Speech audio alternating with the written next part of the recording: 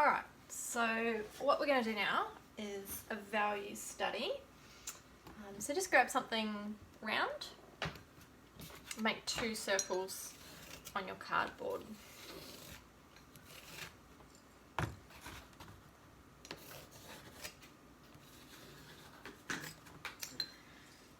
And what we're going to look at is we're going to use half the value scale that I showed you before. We're going to use light to medium grey, and then we're going to use medium grey to black. So we're going to be doing a high value painting and then a low value painting just to the ball, just to give you an idea. So the darkest colour on the high value painting will be the lightest colour on the low value painting.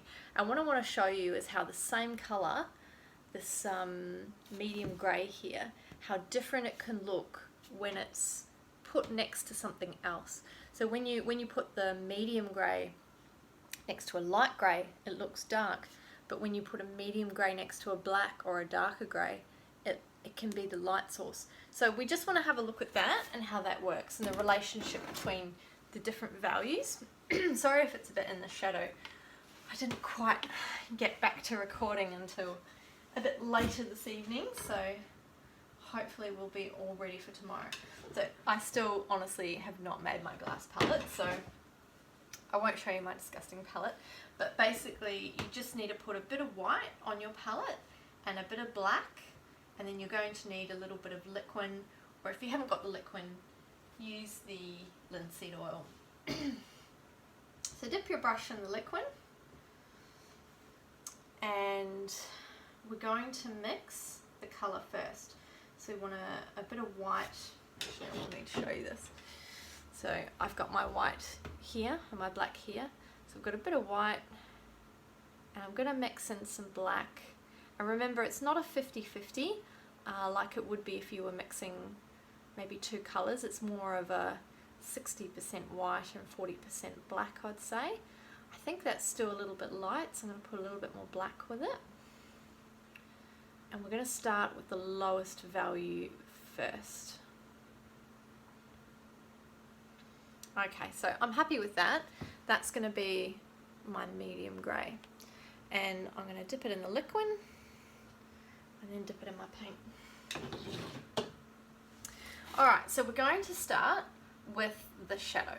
So if you think about a ball rolling or sitting on a flat surface, and let's say the light was coming from up in this direction, we'd need to build a shadow. So just for the sake of, for you guys to be able to see it, 'cause it's a bit hard to see, I'm just going to put a grey line around here. It doesn't have to be perfect, but it just gives you a bit of an idea on where that ball sits. And then I'm just going to start putting a shadow across here. Again, it doesn't have to be perfect. We can tidy it up a little bit later, but it just gives you a bit of an idea where you want the colours to go. Okay, and then on the ball, where we want to shade the ball. Okay, so the shadow comes around here, and it doesn't touch quite to the edge of the ball. We want to leave a bit of a line because the light's coming from this direction. It's hitting the surface and then bouncing back off onto the back of the ball. So that back of the ball isn't actually the darkest point, but actually this sort of curvature around here. So just leave a bit of a line and then bring your paint up to the top. Bring it around, and remember, we want to introduce light slowly because it's easy to add light, but it's difficult to take it away. There we go. So just go around in a circle, and we're getting a little bit of shape to this now.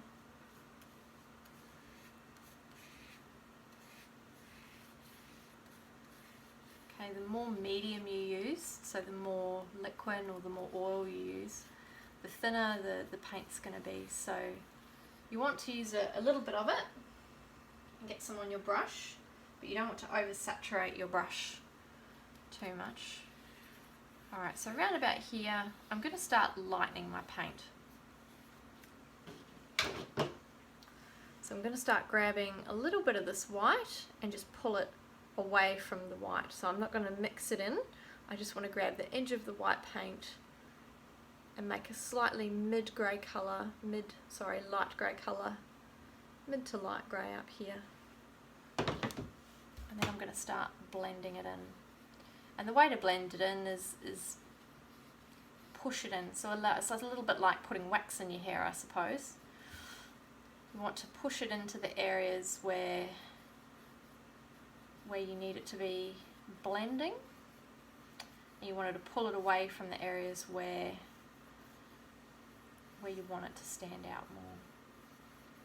It's a little bit like, because oil is a very soft paint, it's not a very hard paint, you can almost imagine mixing a cake dough or something together. You're sort of rubbing it together, and you keep rubbing that butter and that sugar, you keep rubbing it together until it mixes nicely. So we're basically doing the same thing with our brush into that medium grey and the light grey, and just rubbing these two colours together until they start to mix.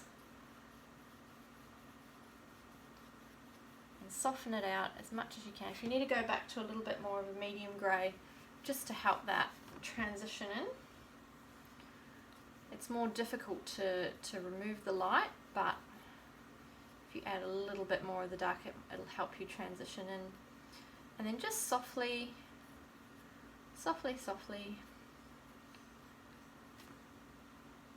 rub these lighter colours in together. And then we go back to our palette and we grab a slightly lighter version, grab a little bit more white, not too much, just a little bit. So we don't want to bring it all the way back to a bright white, we just want to make it a very, very light grey. And when you keep pulling the white, you'll keep getting lighter and lighter, and then you want to make your circular movements smaller, but you also want to keep rubbing in the slightly lower value. Okay, once we get to that point, I want to put a really nice white little glow on there, so I'm going to put my brush right into the white paint, grab some white, dab it on, and then just keep playing with it a little bit. I'm going to dab this one and just keep dabbing until I'm happy with how much white I've got on there, and then I'm going to start going back to my feathering circular movements, help that blend in. If you need to take some paint off your brush, just wipe it onto a rag so that you've got less paint, or grab a dry brush. Actually, I'll grab a dry brush. Okay, so you can grab a dry brush that's got no paint on it, and that'll help blend it in without taking too much of the colour you were last using, and that can help blend it in as well. Just have a bit of a play and see what works for you, but this is a really good little exercise in going from light to dark. And do you see how suddenly that circle, which was a flat circle, is now starting to take some shape? Alright, and I'm going to go back to that light grey, not white, but a light grey. And I'm just going to start putting a little bit of light grey around here. Now do you see how suddenly that little bit of light grey that's now next to that medium grey, how bright that looks? Even though it's still grey, it's not white. It's not as bright as that white there. It looks very bright because it's right next to a dark colour. So what we want to do is we're just going to blend that in as much as possible. Okay. So what you also need to think about when you have a light surface, a light hitting a surface, as if it was coming from this direction, you want a nice sharp curve to show that that's where the light's hitting.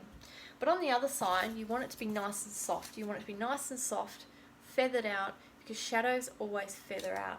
But when light hits something, it's always bright and bold. And I'll show you what I mean. So this is what I'm talking about when I mean relationships and colours. I'm going to grab a light grey, and this is my background. I'm gonna keep that line nice and sharp around the ball, or around the side of the ball. Okay. And suddenly that really starts to pop. You can really see where the light's hitting it. It's giving this ball some depth.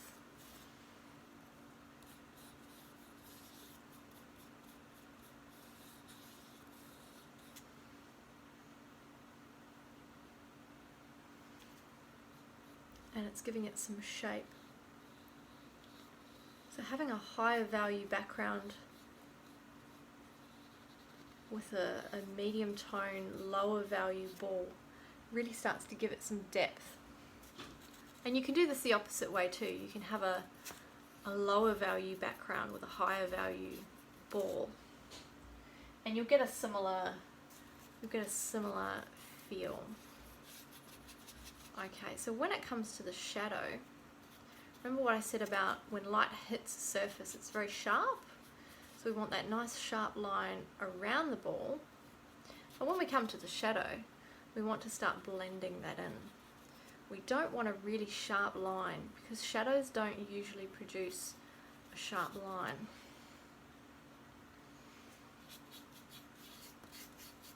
So we want to start blending in that shadow, not so much that we can't see it. Might add a bit more light at the bottom there.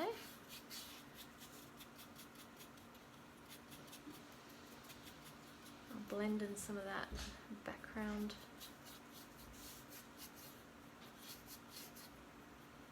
As you blend in the shadow, you can see the image starting to take some shape. I just need to put a bit more white on my palette.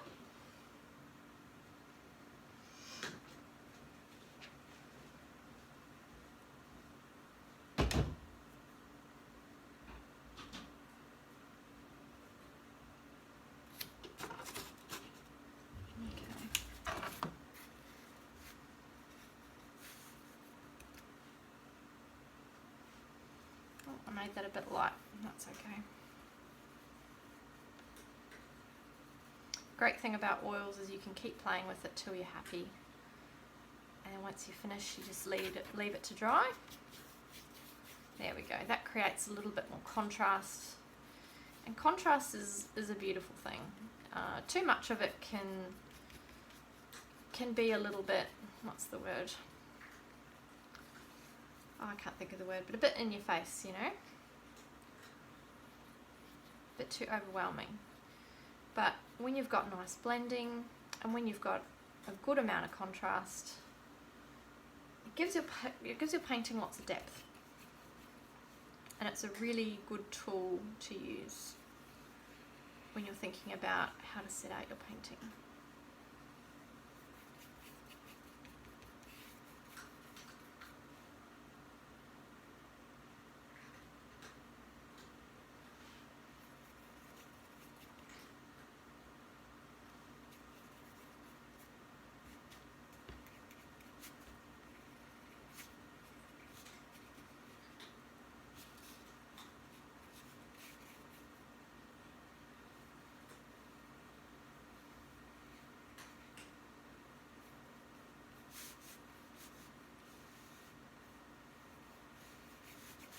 And as we start going around the back, remember what I said about the shadows.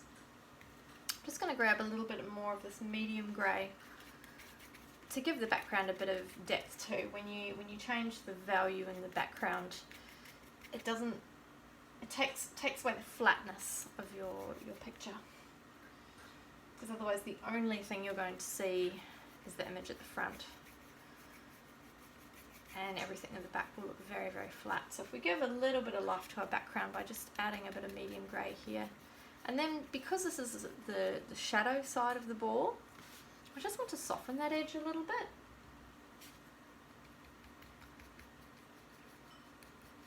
I want to give enough contrast and enough definition so that you can see the curvature of the ball, but not so much that it looks wrong, like the light's hitting it.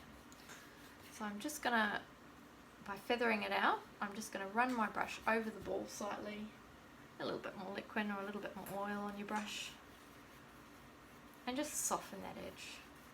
There's still contrast, you can still see where the ball ends, but it's just a little bit softer than the light side. And working on your shadow, just pull that right across. Whoops, to the edge. It's not dark enough.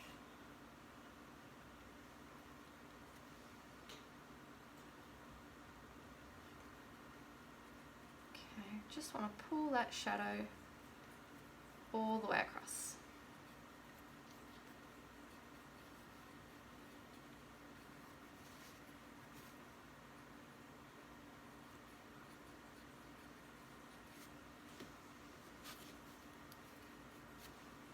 So it doesn't have to be perfect, this is really just an exercise to show you how you can use a lighter value, shading, to give something shape.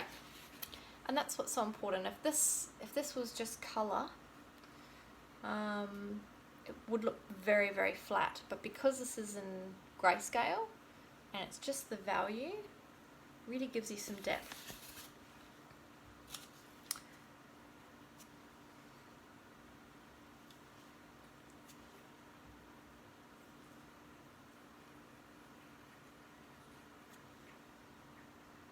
I'm going to add a bit more white here.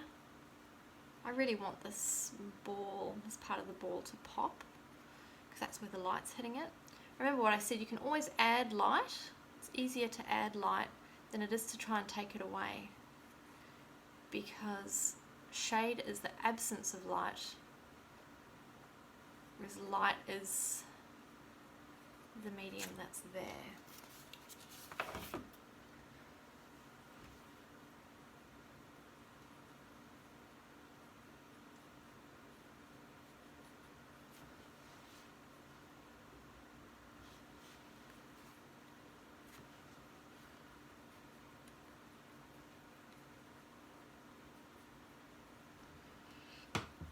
Okay, let's have a bit of a play until you're happy with it. And that's what we've got there. So hopefully that helps you understand a little bit about light values and relationships.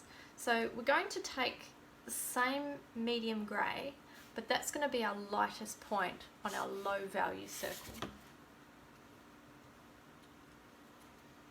So again, I'll just do this for the sake of an outline so that you can see it. But just use pencil. Pencil does the job. Charcoal's fine too. Alright, and I'm going to start, my lowest value on this painting is black. So I'm going to start with my black.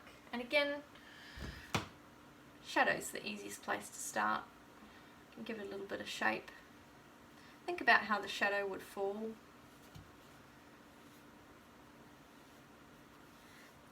And just bring that shadow across.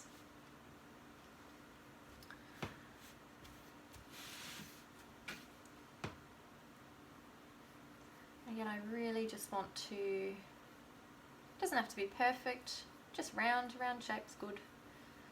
I just really want to bring that really low value in nice and strong.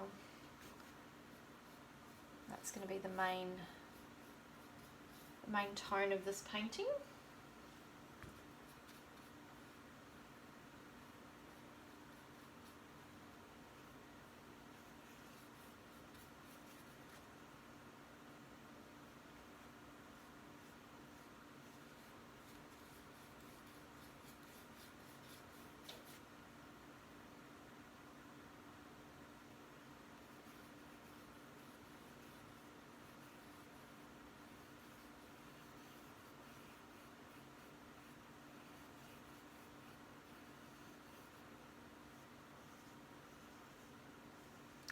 And then you'll see the relationships here, although it's the same, exactly the same grey, plays a completely different role in this painting. So I'll grab a little bit more of my mid-tone grey, and I'll try and make a bit of a charcoal grey in the middle. So somewhere in between black and mid-grey, want a nice dark charcoal. And then suddenly when you put that charcoal, that really dark charcoal that you almost couldn't tell the difference between before. Now suddenly looks quite different. Not sure if you can see that on the camera, but in here that looks quite a lot lighter than the black. Again, you just want to rub that in, blend it in together.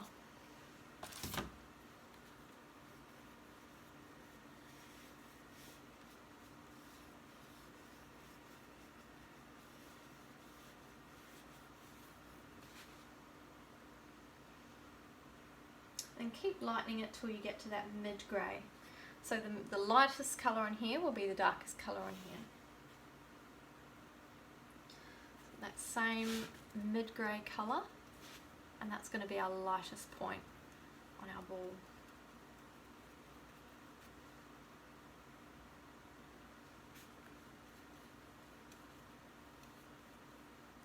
Nice circular strokes. You don't have to use circular strokes, you can use small flat strokes. For this I'm using a number 2 brush. To be honest, I use a number 2 the most. I find it a really good medium shaped flat brush, really good for little sharp lines if you turn it on its side. My paintings are normally pretty detailed. I've got a level of detail I generally use, and no matter how big or small the painting is, I tend to stick to that level of detail. So the 2s work really well for me. But if you've got another brush you prefer, feel free to use that instead. I've gone a bit light here already. Just need to darken some of that up a bit. So if you need to darken it up, don't chuck a bit of dark right in the middle of your light section. Make sure you bring it in from the outside and keep rubbing the oil towards the area that you need to cover. Well, exactly like what I didn't want to do, I just did right there, but anyway, there we go.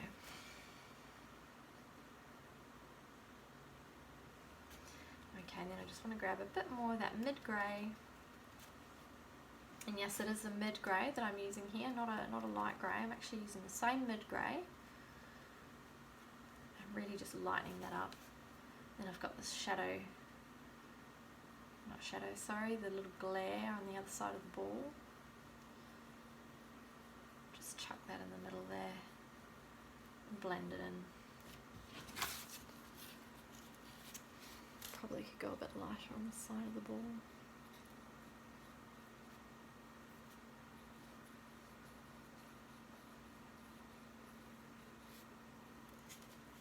And there we go. Alright, now I'm going to do the background. I'm going to do that mid-tone grey background. And then do you see how suddenly the relationship changes between the dark tones and the medium tones?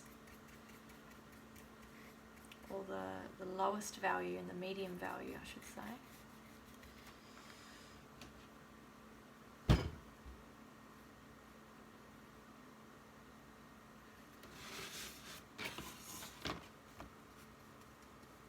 Okay, so you get the idea.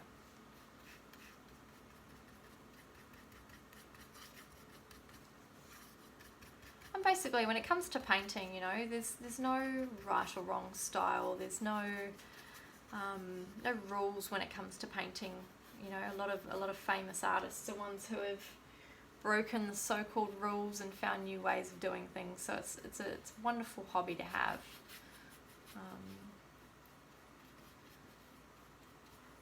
However, there's good skills you can learn to become better. Just soften that edge, soften these shadows.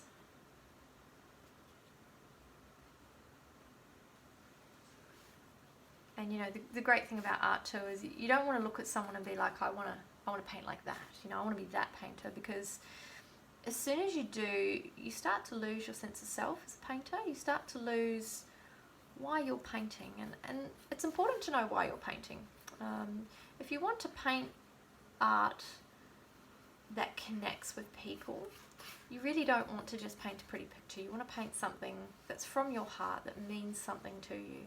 And the only way you can really do that is if you develop a style that's yours. And I don't mean going out there and going, oh, I got to do something that's different than everyone else, because let's face it, everything's being done under the sun.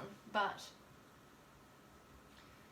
to be able to develop a painting that comes from your heart, I don't necessarily mean an image that you've dreamt up and you haven't copied. All great artists need something to copy from. It's very, very rare that people will come up with an idea in their head and not use any references for study, because that study of still life or real life is what gives you power in your painting. It gives you something to work from, something from real life. And when you can paint something that's truly uniquely yours, that's from your heart, from your experiences and drawn from your personality, you've really succeeded. So if someone can look at a painting that I've made and says, and the way they describe the painting describes my personality or something I want to say, I know I've succeeded in that artwork. So that's important too, is that you develop a style that you're comfortable painting with. Could be very dramatic, it could be very realistic, it could be abstract, it could be impressionist. But however you decide to paint, these skills will help you develop paintings that will connect with people, because the way we see things to our eye can be translated in the way that we paint, even if it is abstract or impressionist. So yeah, let me know how you go with these. So we've got these two paintings here. We've got the high value painting and the low value painting, and that will hopefully give you a bit of an idea on how these values work. So as of, hang on, I'll just move my camera and talk to you guys. Okay, here we go. As of tomorrow, I will be, not as of tomorrow, I'm going to do it with you now. We're going to prepare your canvas. So I didn't actually give you instruction on how to prepare your canvas, and I was going to do it tomorrow, but then we can't really start painting tomorrow. So let's do it now, actually. Let me adjust this. So we're going to do not an underpainting, but we're going to start getting the canvas prepared. Hang on, sorry, I just mucked around with my camera here. Here we go. No. Okay, let's try this. Little hands are supposed to stay straight, but they don't want to. And it's late at night, very late at night. Okay. Alright, so we're going to prepare our canvas. We just want to rub the canvas down and get a solid burnt umber look. So it's basically the background that we've got here is what we're going to be doing to get our painting started. So I'm going to be using an 8x10 canvas. Pick these up for $5 when they're on special, or $10 when they're not on special, at Riot Art and Craft. It's a WA art shop, but you should be able to find a small canvas somewhere. I like these thicker framed canvases just because they're a bit more solid and they last a lot longer, and when I've got all my paintings piled up and they get a little bit knocked around, these go the distance. Alright, so what you're going to need for rubbing down the canvas, you're going to need a rag, and you're going to need some burnt umber and some liquid. Okay, so I've got my rag here. I've clearly been using for rubbing down other canvases. It's all stiff. Alright. Now, you will need liquid for this. If you weren't able to get hold of liquid, you can use acrylic paint. I'd suggest using acrylic paint because it will definitely dry a lot faster. But if you don't have acrylic paint, you don't have liquid, you can use the linseed oil, but it may take an extra day or two to dry. It may take a little while to dry, and you're going to want to put a really thin layer on to make sure it dries quickly. So just a heads up, even watercolour actually, even if you have watercolour, you can put a thick coat of watercolour paint on here. And that'll at least give you a bit of that base coat, that raw umber base coat that we want. So I'm just going to grab my burnt umber. What's that there? There we go. Yeah, so again I use Holcraft. And I'm just going to put it straight on my canvas. You don't need a heap of it, but a few blobs is good. I'm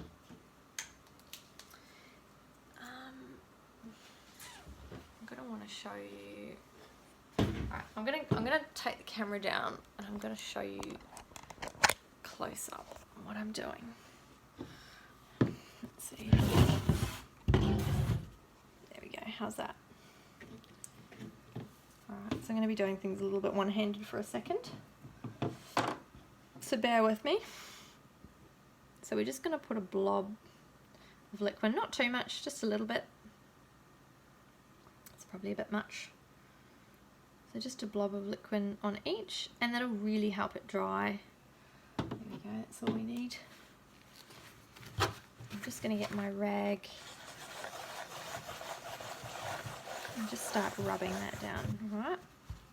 So I'm just going to put my camera back up. There we go. Hopefully you can see what's happening here. There we go. Don't worry too much about the sides of the canvas. I'll leave that up to you, how you want to deal with the sides. Sometimes I paint them black, sometimes I paint all the way around the canvas. Sometimes I just leave them, to be honest. Today it's really just about, we're going to be starting this pair, this study, and it's not meant to be a picture that you hang on the wall or get too excited about. It's really just to show you my process. You might have a different process that you want to use, but this is my process for creating these artworks. Okay, just round in circles. Just really rubbing that paint in, getting a nice coating on this canvas. So if you've gone and bought a canvas that isn't sealed, we might have a bit of a problem here. You'll need a gesso. So most canvases come with a coating that is a gesso coating. So if your canvas is brown instead of white, like a linen, and everything you put into it soaks up, which I've learnt the hard way a couple of times with that one, you'll need to gesso or seal your painting first. And gesso is just another one you can get from your local art shop. You can get it from Bunnings, and it's just a sealer that helps your paint stick to the canvas and also stops the canvas from soaking in all your paint.